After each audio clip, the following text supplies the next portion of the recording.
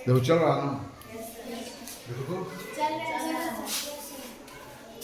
तो यहाँ पर मुझे बताओ कि जब हम दाल बनाने चले तो इसमें किस कौन कौन सी सामग्री की जरूरत है? नमक, हल्दी और क्या?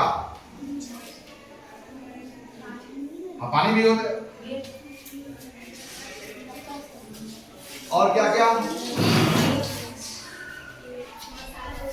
मसाला, ठीक है।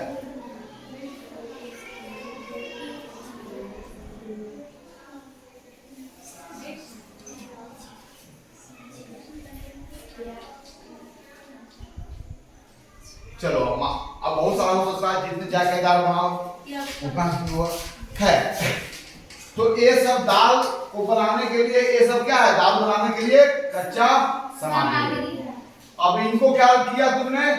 इन सभी कच्चे सामग्रियों को बर्तन में रख दिया।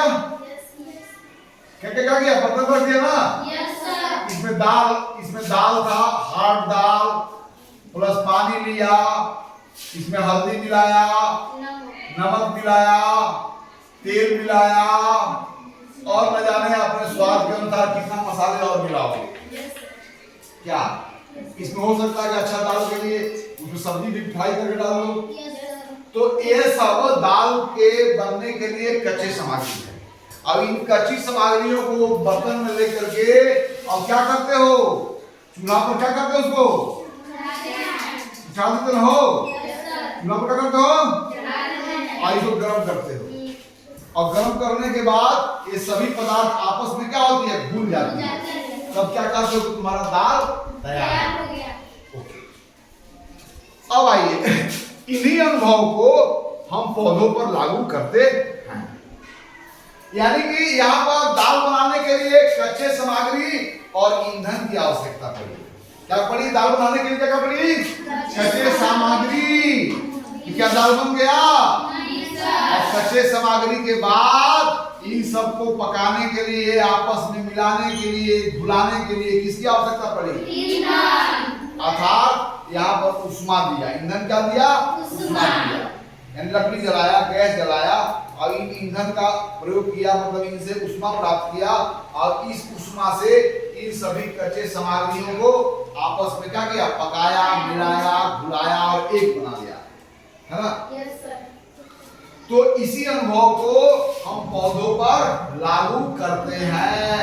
जब पौधे भी भोजन का संश्लेषण करते होंगे तो कच्चा सामग्री के रूप में उन्हें क्या क्या आवश्यकता है, और जैसे आप भोजन के पकाने के लिए आपको उष्मा की आवश्यकता है, तो ये बेचारे उष्मा कैसे प्राप्त करते होंगे?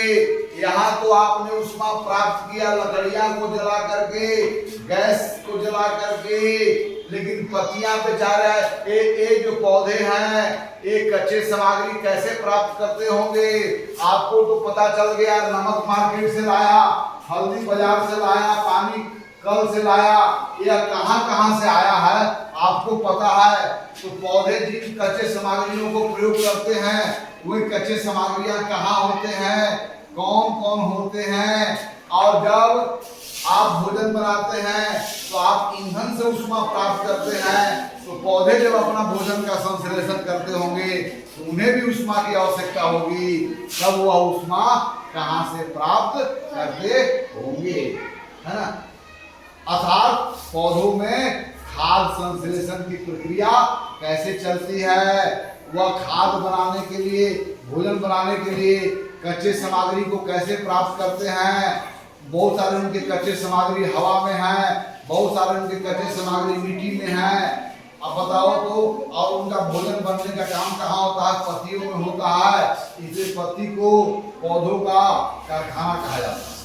तो पत्तियों में बाहर है कार्बन डाइऑक्साइड, मिट्टियों में है जल, जल में धुले हुए खनिज लवण, वह सब पत्तियों तक कैसे पहुंचता है? पत्तियों में अगर पहुंच गई तो उनको संश्लेषित करने के लिए उष्मा कौन प्रदान करता होगा?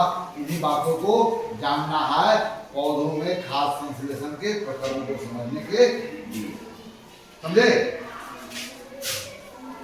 तो आज हम अब हम लोग नेक्स्ट क्लास में हम पौधों में खाद संश्लेषण का प्रकरण कैसे होता है, आज के क्लास में हम लोग इतना अनुभव बटोरे और अपने दैनिक अनुभव कि हम जब भोजन का निर्माण करते हैं तो कच्चे सामग्री को कैसे उपलब्ध करते हैं, कच्चे सामग्री उपलब्ध होने के बाद अपना भोजन को पकाने के लिए हमेशा उष्मा की आवश्यकता है, तो हमें पता है कि हम उष्मा को कहां से प्राप्त करते हैं। तो इन्हीं अनुभवों को हम पौधों पर ले जाएंगे और उनके बारे में जरूर विचार करेंगे कि पौधे जिन भोजन का निर्माण करते हैं उसके लिए आवश्यक कच्चे सामग्री को कहां से प्राप्त करते हैं, कैसे पतियों तक पहुंचता है और फिर वह उन्हें उस भोजन को पकाने के लिए वे उष्मा कहां से प्राप्त करते हैं, है ना। और वह उष्मा तो नाम से ही है कि प्रकाश संश्लेषण, अर्थात वो अपना भोजन को पकाने के लिए उष्मा सूर्य के प्रकाश से प्राप्त करते हैं, क्योंकि सूर्य के प्रकाश से प्राप्त उष्मा के द्वारा ही खाद अपना पौधे अपना भोजन को तैयार करते हैं। तो सूर्य के प्रकाश की उष्मा में ही अपना भोजन को निर्माण कर सकते हैं। इस कारण पौधों के द्वारा संश्लेषित विधि को हम लोग प्रकाश, तो इसके बारे में और डिटेल्स में हम लोग जानेंगे, बट नेक्स्ट क्लास में आज यहीं पर हम लोग फिनिश करते हैं।